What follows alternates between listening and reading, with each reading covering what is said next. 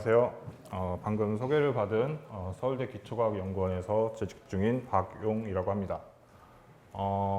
먼저 제가 이 금요일에 과학터치 강연을 제의를 받고 처음 들은 생각이 이거를 제가 해도 될까? 라는 생각이 먼저 들었어요. 왜냐면 저는 이 기존에 강연을 하셨던 분들을 보니까 거의 한 그 분야에서 되게 오랫동안 활동하신 분들이 강연을 하셨던데 저는 아직 박사 졸업을 하고 이제 5년이 아직 채 안 돼서 이렇게 해도 될까라는 생각이 들었는데 사실 우리나라에서 제가 하고 있는 연구 분야를 굉장히 하고 있는 사람들이 많이 없어요. 거의 두 손에 꼽을 만큼. 그래서 한번 여러분들한테 제가 지금 연구하고 있는 분야를 좀 소개를 해보고자 한번 이제 강연에 섰고요. 그 다음에 들은 생각이 제가 이거를 강연을 잘 할 수 있을까? 왜냐면 이게 굉장히 연령대가 굉장히 다양하다고 들어서 이제 어떻게 할까 하다가 그래도 쉽게 하자고 이제 가져왔는데 생각보다 연령대가 굉장히 다양해서 제가 한번 이제 시작을 해보도록 하겠습니다. 네. 이런 대중 강연도 이제 제가 처음 하는 거라서 많이 떨리는데 일단 제목을 보시면 일단 지진의 시작을 찾아서라고 이제 이렇게 거창하기도 하고 약간 두루뭉술하기도 한 제목을 가져왔는데요. 우리나라에서는 사실 그동안 지진이라고 하면은 딴 나라 얘기라고 생각을 하는 경우가 굉장히 많았습니다. 그러나 이제 최근 들어서 이런 포항이나 경주 같은 곳에서도 지진이 많이 일어났었고 실제로 지진이 아예 안 일어나는 것이 아니고 어느 정도는 지진은 계속 한반도에서도 일어나고 있어요. 대신에 이제 큰 지진이 아직까지는 많이 관측되지 않았다 뿐이고 그래서 주로 이제 지진파 연구를 주로 하시는 분들이 많은데 이런 지진이 어떻게 발생하는지에 대해서는 우리나라에서는 거의 연구가 잘 안 되어 있고 거의 해외에서 주로 뭐 일본이나 미국에서 많이들 연구를 하고 있습니다. 그래서 오늘은 처음에 이제 지진이란 무엇인가에부터 이제 조금 간단하게 소개를 해드릴 거고요. 그리고 그 지진이 어디에서 발생하는가 그거를 이해하기 위해서 잠깐 지구 내부를 좀 소개를 할 거예요. 그 다음에 이제 제가 연구하고 있는 지진 발생에 대한 그런 연구들을 소개를 해보도록 하겠습니다. 제가 연구하고 있는 분야를 잠깐 짧게 소개를 해주셨는데 저는 일단 서울대 지구환경과학부에서 이학박사 학위를 받고 현재 이제 서울대 기초과학연구원에서 연구를 진행하고 있습니다. 주로 하는 것은 섭입대 환경을 재현한 암석의 변성 실험 및 변형 실험이라고 이제 얘기를 했는데 섭입대라는 것은 주로 이제 우리가 땅을 지지고 있는 대륙지각, 대륙판과 이 물이 있는 바다가 있는 해양지각 이 둘이 서로 만나면 상대적으로 밀도가 큰, 그러니까 같은 부피당 무게가 더 큰 해양지각이 대륙지각 밑으로 들어가게 돼요. 그런 현상을 이제 섭입 현상이라고 하고 그런 것이 일어나는 것을 섭입대라고 하는데 해양지각과 대륙지각이 서로 만나면 굉장히 많은 힘이 이제 그 경계면에 많이 걸리게 됩니다. 그렇게 되면 이제 암석들이 변형이 되고 또 그 암석들이 원래 있던 광물들이 다른 광물들로 바뀌기도 해요. 그런 것들을 이제 이런 높은 압력과 높은 온도를 줄 수 있는 기기들을 사용을 해서 실제 암석에서 어떻게 그런 현상이 일어나는가를 연구를 하고요. 또 이제 실제로 자연 암석에서는 그러면 그런 게 어떻게 나타나는가 그런 것들을 같이 연구를 합니다. 이런 섭입대 같은 경우는 우리나라에는 거의 없다고 봐야 되고요. 그래서 주로 이제 해외를 많이 출장을 나가요. 길이 없으면 이렇게 이 강가를 그냥 건너기도 하고 섬을 이제 헤엄을 쳐서 좀 넘어가기도 하고 이게 좀 매달려서 암석을 또 깨기도 합니다. 그런 식으로 이제 암석을 가져와서 이제 실험실에서 그 내부에 어떤 것들이 존재를 하는지 어떻게 변형이 되어 있는지 이런 것들을 연구를 해서 실제 이 지역에서 어떠한 사건들이 있었는지를 이제 같이 이제 추적해 나가는 그런 연구를 하고 있다고 보면 돼요. 그래서 지금 오늘 얘기할 것은 주로 이 부분, 이제 실험에 관련된 부분들을 조금 더 얘기를 하려고 합니다. 그래서 처음에 이제 얘기했던 것처럼 그러면 지진이란 무엇인가에 대해서 조금 더 살펴보도록 할 텐데요. 이제 지금 좀 시간이 많이 지나긴 했지만 2010년도에 이제 IT라는 섬에서 이렇게 지진이 발생해서 많은 건물들이 무너지기도 하고 2012년도에서 이란에서도 이런 지진들이 많이 발생을 하고 일본 아시는 분들은 좀 아시겠지만 거의 토호쿠 대지진이라고 해서 일본에서도 큰 지진이 일어나서 이렇게 많은 건물들이 부서지고 화재도 나고 이런 식으로 많은 사회적 피해를 입혔습니다. 보시는 것처럼 약간 2010년, 11년, 12년 약간 연관성이 있는 것처럼 보이기도 하는데요. 실제로는 뭐 우연의 일치겠죠. 이거를 정확하게 어떤 연관성이 있다고 말할 수는 없고요. 그래서 우리는 이러한 큰 지진들이 왜 일어나는지 그런 것도 이제 아직까지는 잘 알지 못합니다. 그래서 많은 연구들이 아직 필요한 상황이고요. 그럼 지진이 무엇인가? 이 단어만 봐도 일단 지구가 진동한다라고 이제 얘기를 할 수 있는데요. 그래서 지구 내부에서 지각이 빠르게 움직이면 여기에서 이제 에너지가 방출되면서 지구가 진동하는 현상이다. 이렇게 이제 정의상 얘기를 합니다. 이제 두 가지 개념을 조금 소개를 하면 진원이라고 하는 것은 이 지진이 실제 발생하고 있는 위치. 그래서 이 부분에서 지진이 발생하면 이 부분을 중심으로 해서 에너지가 사방으로 퍼져나가게 되고요. 진앙이라고 하는 것은 이 위치에서 수직으로 지표로 올라갔을 때, 땅 위로 올라왔을 때 그 위치, 그걸 진앙이라고 합니다. 실제 우리가 지진이 일어나는 곳은 지하 밑에 있기 때문에 우리가 볼 수는 없어요. 그래서 이러한 진앙을 가지고 위치를 같이 추적을 합니다. 그래서 지진이 깊은 곳에서 일어나면 여기 거리가 더 멀어지고 가까운 데서 일어나면 거의 가깝게 되겠죠. 그럼 이런 지진이 왜 어디서 일어나는지 잠깐 살펴보면 우리 암석은 주로 힘을 받아서 변형이 되면 이렇게 늘어나서 이렇게 휘어지는 변형이 있고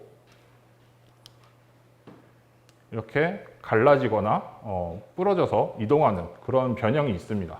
그래서 앞에서 뭐 취성 변형, 연성 변형이라는 용어를 쓰긴 했지만 이렇게 이거를 이제 단층이라고 부르는데 이 표면이 부러져서 움직이게 되면 이 부분에서 이제 지진이 보통 발생한다고 얘기를 해요.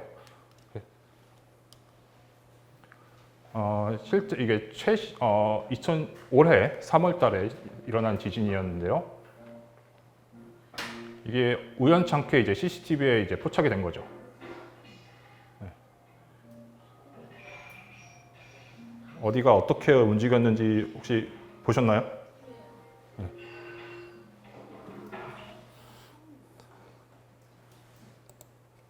다시 한번 보면 이 부분을 잘 주목해 보세요.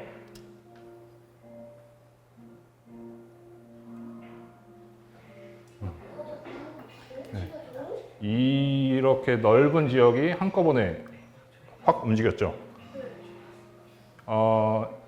이렇게 실제로 이렇게 관측이 되는 것은 많이 희귀한 사례고요. 우리가 일반적으로 지진이 일어나면 그것을 위성 이미지를 통해서 지진이 일어난 것과 일어난 것의 전과 후를 비교를 해서 얼마나 움직였는지를 파악을 합니다. 그래서 실제 이건 올해 3월 달에 미얀마에서 일어났던 지진인데 지진이 일어난 깊이는 약 10km인데 이 단층의 길이가 약 거의 한 500km 되고요. 이동 거리는 약 평균 2에서 3m, 그러니까 한 층 정도의 높이에 달하는 길이가 한꺼번에 움직인 거죠. 그렇게 되면은 이제 가까운 곳은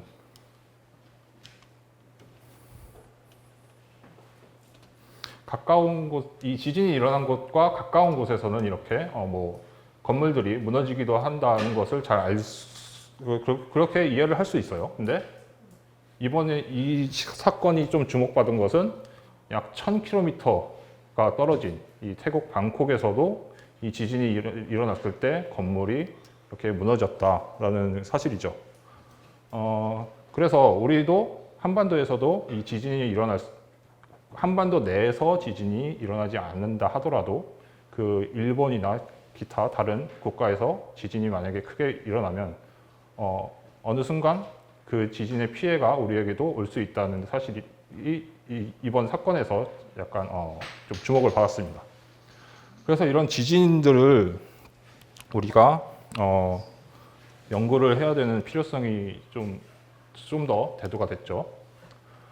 지진은 그러면 왜 어떻게 일어나는가? 우리가 보통은 이제 탄성 에너지라는 얘기를 많이 사용을 합니다. 탄성 에너지란 어떤 물체가 변형이 됐을 때 이 물체 내부에 에너지가 저장이 된다는 건데 흔히 우리가 주위에서 볼 수 있는 거는 스프링을 누르면 얘들이 줄어들었다가 놓으면 다시 원상태로 복귀가 되죠. 그런 현상을 이제 탄성 에너지가 이제 축적됐다가 다시 돌아온다고 이야기를 하는데요. 근데 이 탄성 한계라는 지점이 있어서 이 탄성 한계를 지나면 얘네들이 더 이상 복원이 되지 않고 영구적인 변형을 받게 됩니다. 그러니까 단층이 생기게 되는 거죠. 그래서 보면 이렇게 처음 이제 시간이 지나면서 양쪽으로 이제 힘을 받다가 계속 받다가 어느 순간 이렇게 이 한쪽이 부러지고 나머지는 원상태로 복귀가 됐죠. 그래서 이러한 탄성 에너지의 탄성 한계점을 지나면 지진이 발생한다. 그런 것을 이제 우리가 원론적으로는 알고 있습니다. 잠깐 애니메이션을 잠깐 보면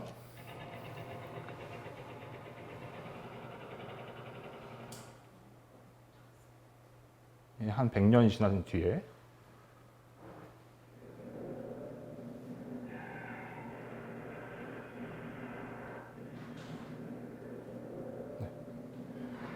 여기서 주목할 점은 지금 보면 지진이 일어날 때 처음에 이렇게 변형이 길게 뻗었던 도로가 시간이 지나서 이렇게 휘어졌다가 단층이 먼저 발생을 합니다. 그러면 이제 주변이 다시 원상태로 복귀가 되고 그 다음에 건물이 무너지죠.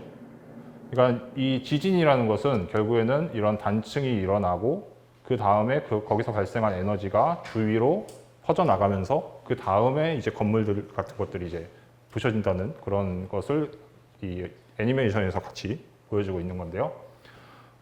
그래서 이 지진이 발생을 하면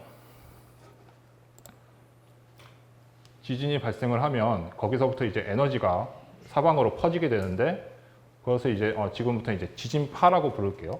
이 지진이 발생하면 이 지진파가 지구 내부를 이렇게 통과를 하기도 하고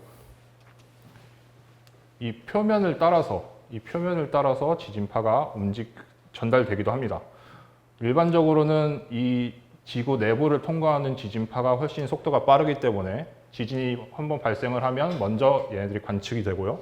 그 다음에 지진이 이들이 다 도착하고 나면 이 지표를 따라서 에너지가 또 전달이 되는데 이때 이 표면파가 사실상 우리 지구 이제 지표에 많은 피해를 입히는 에너지 중에 하나라고 보시면 됩니다. 그래서 지진이 일어나면 이렇게 건물이 무너지고 도로가 뒤집어지기도 하고요. 뭐 이런 식으로 이제 마을 전체가 이제 건물이 무너지기도 하고, 그리고 이제 도심지에서 이제 만약에 피해를 받게 되면 가스관이나 뭐 주유소 같은 정유시설 때문에 이런 2차적으로 화재가 발생을 하기도 하고요.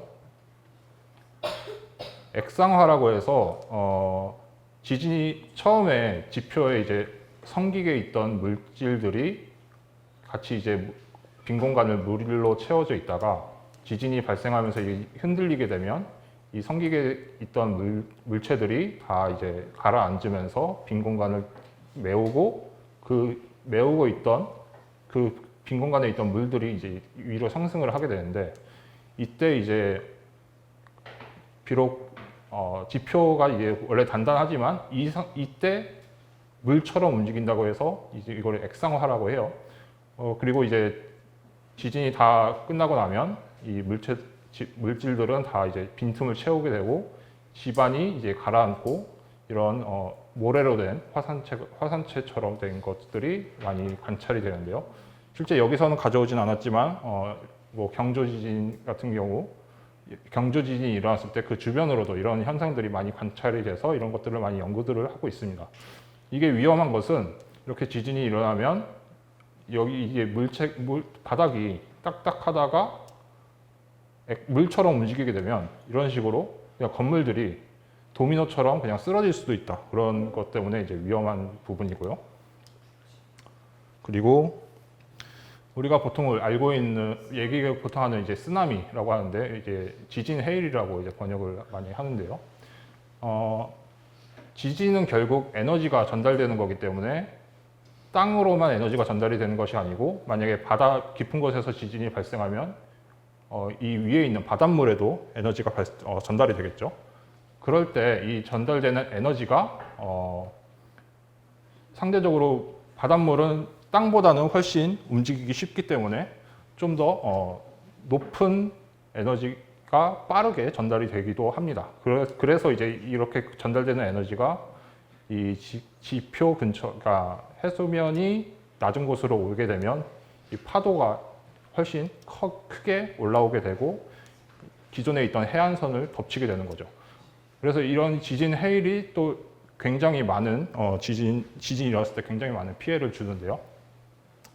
지금까지 이런 지진들이 많은 지진이 발생했을 때 우리 사회에 큰 피해를 미치는데 실제로 그러면 이런 지진들이 왜 일어나고 어디서 일어나는지에 대해서는 아직까지 우리가 잘 알지 못합니다. 그래서 그런 부분들이 많이 아직 연구가 필요하고요.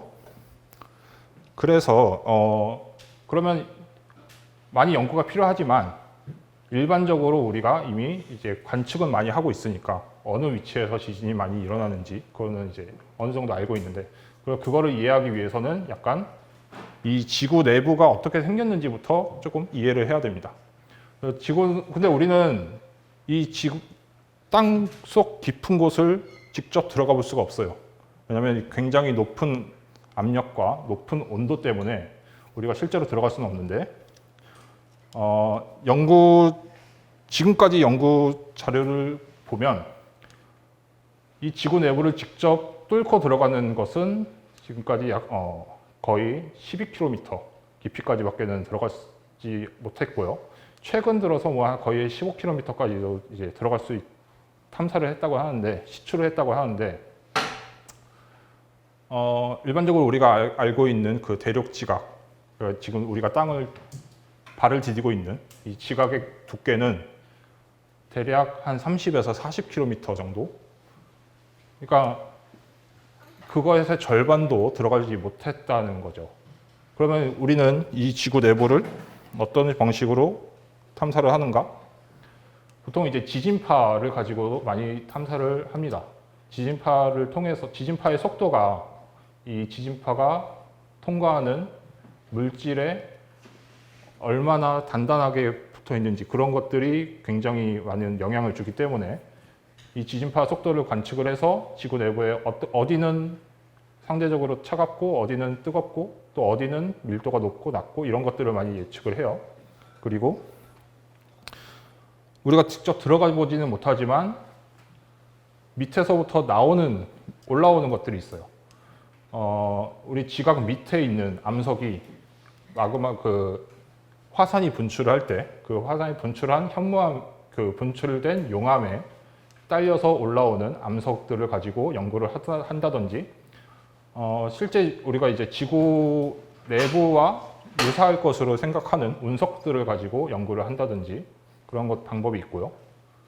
그리고 다른 하나는 이제 실제 이 지구 내부의 온도와 압력을 구현을 해서 거기에서부터 만들어지는 어떠한 물질들을 가지고 이제 연구들을 합니다. 그래서 이제 크게 세 가지 정도 있는데, 지진파 탐사는 주로 이제 이러한 지진파가 처음에 이제 통과를 하게 되면 밀도가 낮으면 속도가 느리고 밀도가 높으면 속도가 빠른 이런 것들을 가지고도 연구를 하고요. 이 실체파 중에 지구 내부를 통과하는 파 중에 스프링이 움직이는 것처럼 진동하는 지진파가 있고, 밧줄이 진동하는 것처럼 이렇게 진동하는 지진파가 있어요. 이럴 때 이 지진파는 액체상을 통과하지를 못합니다. 그래서 이러한 성질을 가지고 지구 내부에 어디는 고체고 어디는 액체고 이런 것들을 같이 연구를 하고요.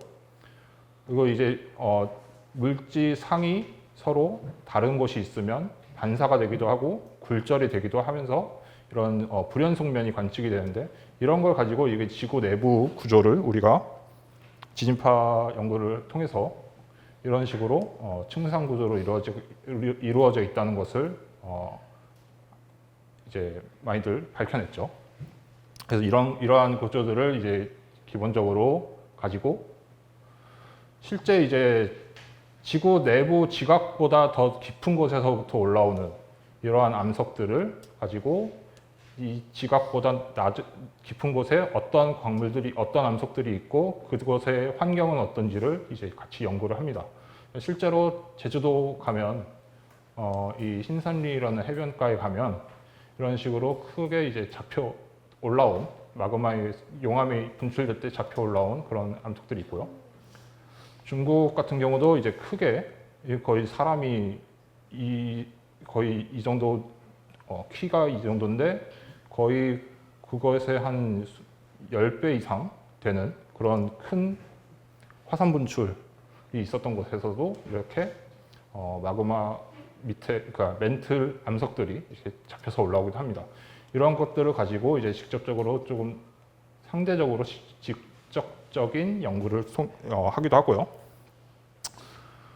그리고 하나 소개할 것은 이제 실험을 통해서 지구 내부를 연구를 하는 건데, 그 깊이가 어떻게 되느냐에 따라서 압력을 구현할 수 있는 장치들이 이제 여러 개가 있습니다. 일반적으로 지금 현재 우리가 있는 대기압을 1이라고 봤을 때 지구 내부로 들어가면은 한 10km 내려가면은 압력이 어떻게 될까요? 현재의 대기압보다 3배? 훨씬 더. 훨씬 더. 네, 한 10km 정도 들어가면 한 1000배? 1000배 정도 돼요. 이제 산술적으로 이제 한 30km 정도 들어가면은 거의 10,000배에 가깝게 압력이 올라간다고 얘기를 합니다. 그래서 이제 이 단위가 이제 뭐 익숙하지는 않을 텐데, 이 1기가파스칼이라는 단위가 거의 대기압의 10,000배가 되는 압력이에요. 그래서 이 정도 되면 이제 한 지하 150km 깊이의 압력까지 구현할 수 있다. 뭐 실질적으로는 이게 한계이기 때문에 한 100km 정도 되는 압력까지만 이제 구현을 하기도 하는데요. 그리고 그것보다 더 깊은 곳을 연구를 하고 싶으면 이제 좀 더 다른 물질들이 사방을 이제 같이 한꺼번에 눌러줌으로써 이제 압력을 더 올릴 수 있는 그런 기기들을 가지고도 연구를 하고, 가장 압력을 많이 올리는 것은 이제 우리가 제일 단단하다고 생각하는 그런 다이아몬드 주 2개의 그 팁 사이에 시료를 두고 얘들이 이제 압축이 되면 굉장히 높은 압력이 가해지게 됩니다. 대신에 이제 한계는 이 기기를 사용한다 하더라도 이제 최대 암석 시료의 크기가 거의 지름이 한 3mm에서 5mm 그 정도 되는 원기둥 모양의 길이는 한 10mm 정도 되는 그런 원기둥 모양의 시료를 사용하는 거고, 여기까지 보면은 거의 한 200 마이크로미터 단위 킬로미터가 되는 엄청 굉장히 눈으로도 볼 수 없는 그런 크기의 시료를 가지고 이제 연구를 해요. 그래서 그런 것들이 이제 한계점이긴 하지만 이 실험 연구는 결국에는 연구자들이 생각하는 그런 환경, 어떤 압력이고 어떤 온도를 구현을 할 수 있다는 가장 큰 장점이 있습니다. 그래서 우리가 이런 것들을 가지고 지구 내부에서 어떤 일이 일어나는지를 같이 연구를 하고 있고요. 실제로 지구 내부로 들어가면 들어갈수록 이러한 멘트를 구성하고 있는 광물들이 점차 구조가 이렇게 바뀌면서 더 높은 압력에서 안정한 광물들로 구조로 이제 바뀌는 것들이 이런 실험을 통해서 실험 지질학을 통해서 많이 밝혀졌죠. 그렇게 해서 이제 이런 식으로 지구 내부는 현재 그런 층상 구조를 이루고 있고 그리고 그것들을 이루고 있는 광물들, 암석들의 어떤 특징을 가지고 있는지를 이런 식으로 대략적으로 우리는 알고 있습니다. 대략적으로 알고는 있는데 그럼 지진은 어디서 나느냐? 지진은 이 깊은 곳에서는 일어나지 않아요. 왜냐하면 굉장히 높은 압력 때문에 이들이 이제 쉽게 부러지거나 그런 단층이 생길 수 있는 환경이 될 수가 없고요. 그리고 기본적으로 이 부분들은 약간 완전히 고체라고 할 수가 없고 부분적으로 일부가 녹아 있습니다. 그래서 완전하게 딱딱한 상태가 아니고 약간 잼이 움직이는 것처럼 그런 형태로 얘들이 움직이는 그런 구조를 가지고 있고요. 대신에 이 최외부 지각과 이 지각 바로 밑에 있는 멘틀 암석들이 주로 이제 암석권이라고 부르는데 이 부분은 이제 딱딱하게 우리가 지금 이 땅을 딛고 있는 땅처럼 딱딱하게 움직입니다. 그래서 이 부분들에서 보통 지진은 발생을 합니다. 그래서 이제 현재 우리가 발을 디디고 있는 지표 지각은 이런 식으로 크게 이제 여러 판들이 있지만 크게 이제 13개 정도 판이 나뉘고 있고요. 그들이 이제 각각 움직이면서 판과 판 사이가 벌어지기도 하고 서로 비껴서 움직이기도 하고 어디서는 이제 서로 충돌하기도 합니다. 충돌하면서 이제 아까 말했던 밀도가 높은 해양 지각은 밀도가 낮은 이 대륙 지각 아래로 들어가게 되겠죠. 그래서 이런 판들이 이런 식으로 이제 지구 내부의 대류에 의해서 이렇게 움직이다가 섭입대에서 보통 많이들 이 섭입대에서 많이들 거의 지진이 많이 일어나게 되고요. 그리고 이 판과 판이 벌어지는 곳에서도 지진이 좀 발생을 하고요. 우리가 잘 알고 있는 이 높은 산맥들, 주로 이제 알프스 산맥과 히말라야 산맥 그런 곳에서부터 이제 지진이 많이들 발생을 합니다. 보통은 우리는 이제 이러한 곳들에서 이제 얕은 곳에서 지진이 발생을 해서 이런 것들을 천발 지진이라는 용어를 쓰고 이것보다 더 깊은 곳으로 들어가면 이 깊이에 따라서 중발 지진, 신발 지진이라는 이름을 씁니다. 지금 그래서 결국에는 이 판과 판의 경계에서 보통은 지진들이 많이 일어나고 있죠. 하지만 이제 판 내부에서도 가끔씩 이렇게 지진들이 발생을 하는데 이러한 판 내부 지진들에 대해서는 진짜 거의 연구가 많이 이루어진 내용들이 없고요. 지금까지는 이제 이런 주로 지진들이 많이 일어나고 있는 이런 부분들에 대한 연구들이 많이 수행이 되고 있습니다. 그래서 이제 섭입대에서 지진이 보통 많이 발생을 한다고 했는데 이 얕은 곳에서부터 지하 670km까지 이 지진들이 발생을 해요. 우리가 보통 얘기하는 이제 천발 지진이라는 것은 얕은 심도의 지진이라고 해서 약 50km 깊이 정도의 깊이에서 일어나는 지진들을 얘기를 합니다. 주로 이제 한반도에서 일어나는 지진들은 거의 이런 천발 지진들이 가깝고요.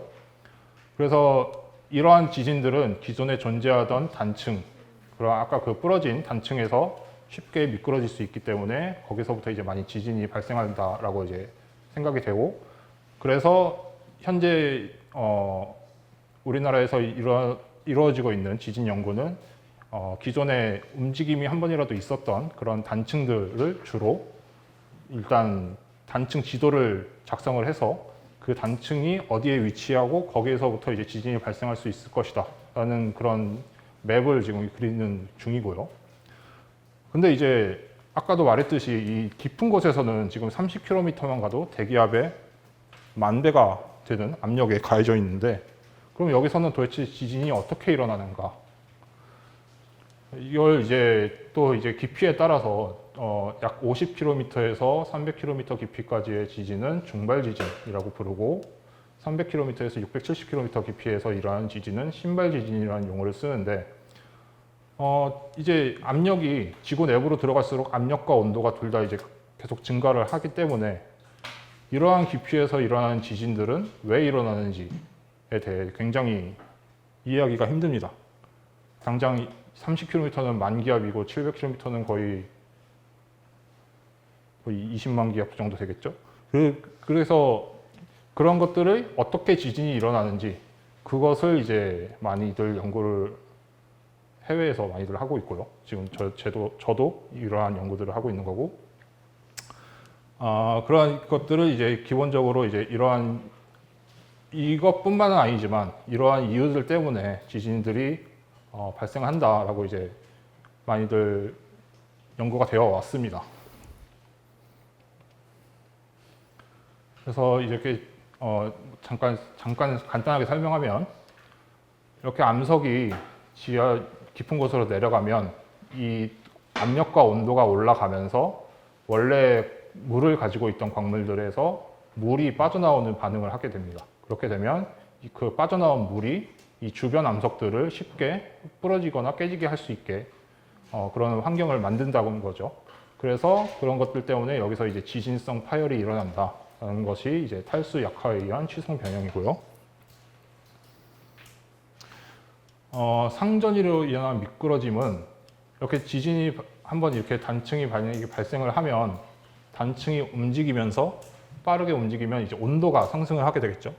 그 상승한 온도 때문에 여기서 이제 반응이 일어나면서 광물들이 새로 만들어지는데, 그렇게 새로 만들어진 광물들이 굉장히 작은 나노스케일, 수십 나노미터 크기로 이제 만들어지기 때문에 이거 자체로 쉽게 기존에 있던 단층이 미끄러질 수 있게 만든다는 것이 이제 상전이로 인한 미끄러짐 모델입니다. 그리고 이제 다른 하나는 이제 열폭주에 의한 불안정성인데, 방금 말한 그 지진성 단층이 일어날 때 올라가는 온도가 국소적으로 이 어떤 지역에 굉장히 빠르게 온도가 올라가면서 여기는 일부가 이제 점성이 올라가면서 여기서는 좀 더 물성이 바뀌어서 이제 쉽게 미끄러질 수 있는 그런 환경을 만든다는 거죠. 그래서 주로 이렇게 지금까지 연구된 내용들은 기본적으로 물을 가지고 있던 광물들에서 물이 빠져나오거나 아니면은 지진성 단층이 만들어지면서 온도가 상승하거나 해서 그런 물성이 바뀌는 과정에서 이제 지진이 발생할 수 있다라는 것들이 주된 메커니즘입니다. 근데 이제 지금 현재 여기는 이제 단층대에서 만약에 점토 광물, 이제 클레이 같은 점토 광물들이 존재를 하면 거대한 엄청 큰 지진성 파열이 일어날 수 있다는 것이 이제 많이 연구가 되어 왔는데요. 주로 천발 지진, 그러니까 깊이가 얕은 깊이에서 일어나는 지진들인데요. 최근에는 이러한 점토 광물들이 지구 내부 깊은 곳에 들어가면 새롭게 만들어질 수 있다는 연구들이 계속해서 나오고 있습니다.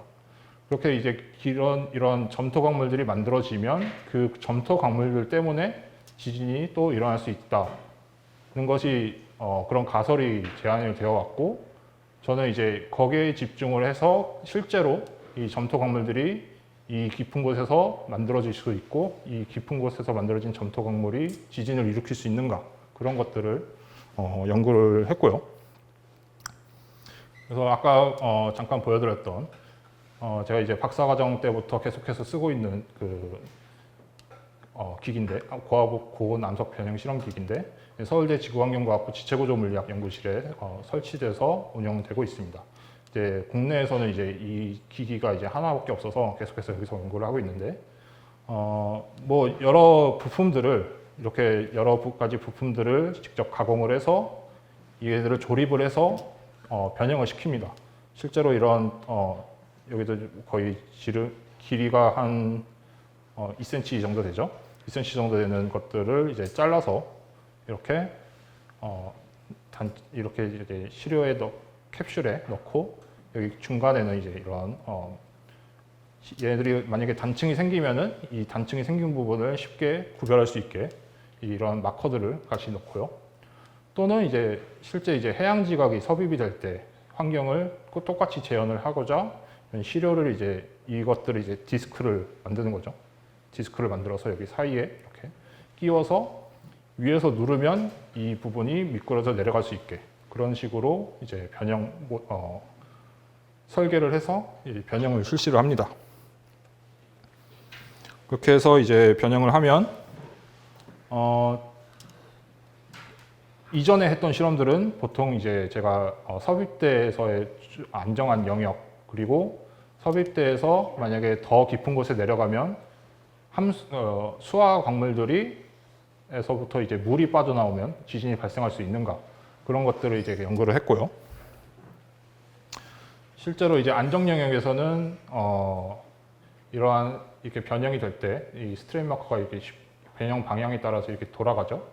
이렇게 생겼던 것들이 돌아가면서 변형이 적은 곳은 이제 형태가 좀 남아 있지만 변형이 점점 커지면 이런 식으로 길게 늘어난 모양으로 변형이 되는 것들을 밝혀 연구를 했고 그런 것들이 어떻게 변형되는지를 이제 주로 연구를 했고요.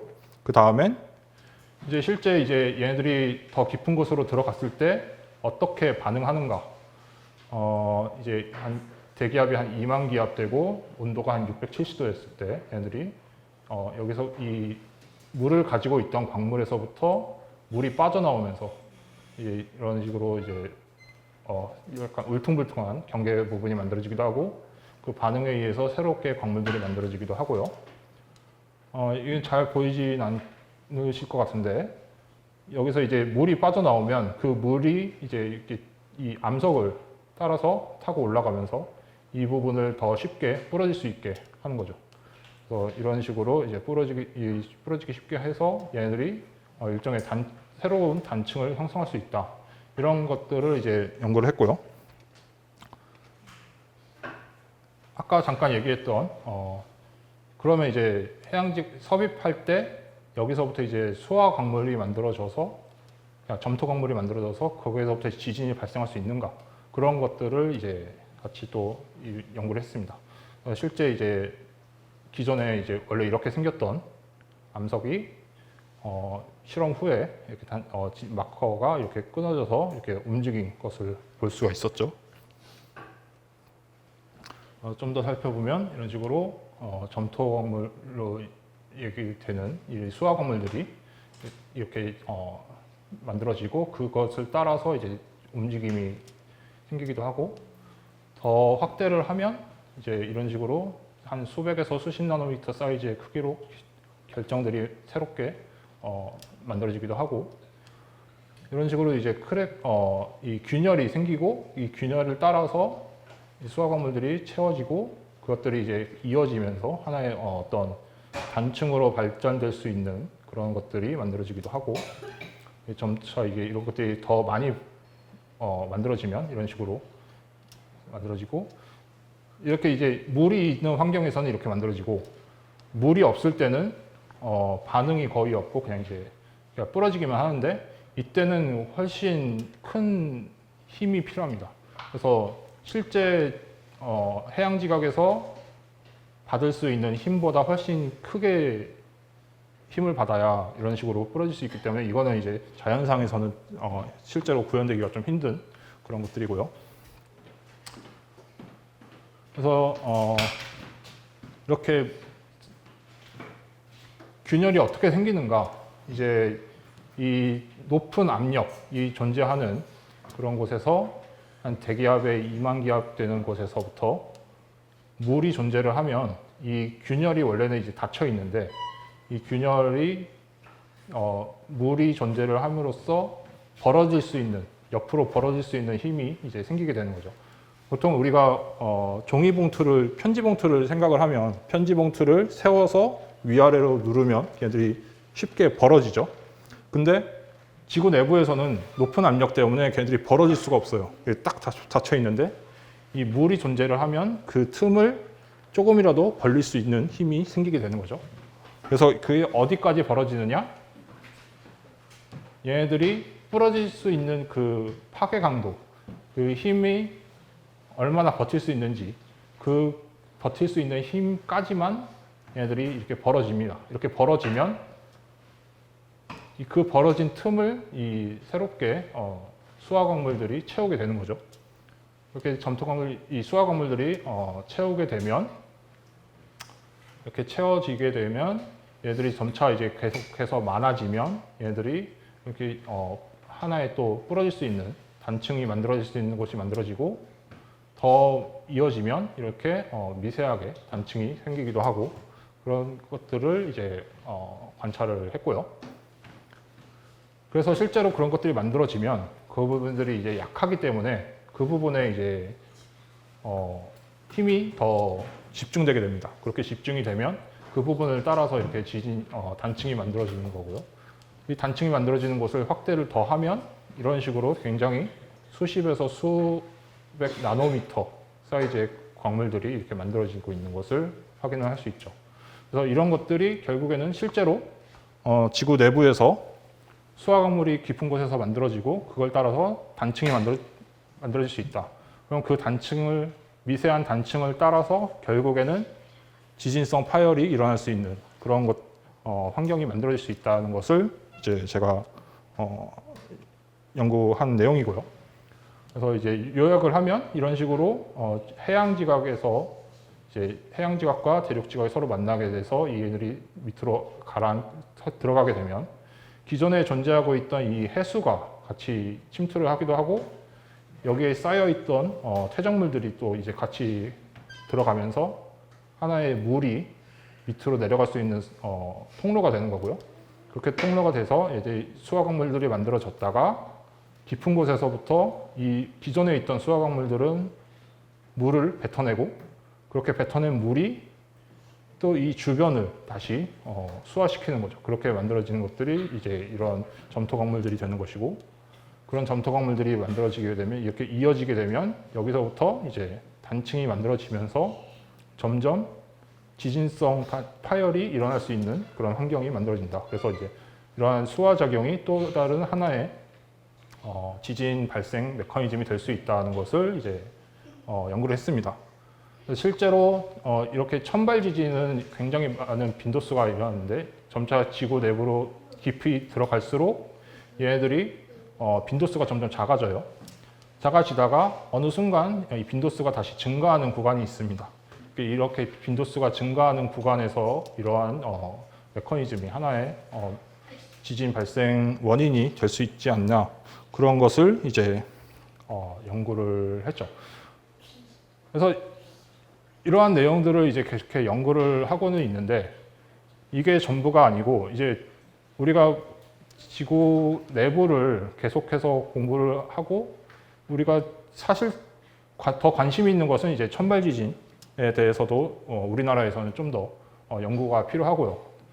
근데 앞에서도 언급했지만 지금까지는 지진이 우리나라에서는 거의 일어나지 않는다고 생각했기 때문에 아직까지는 연구가 잠깐 미진한 상황입니다. 그래서 앞으로도 계속해서 연구를 해 나가야 되고 앞으로 또 더 많은 분들이 이러한 것에 관심을 가지고 연구를 계속해서 해 주셨으면 하는 마음이고요. 네. 그래서 이제 오늘 준비한 내용은 한 이 정도 하고 마무리하도록 하겠습니다. 네, 감사합니다.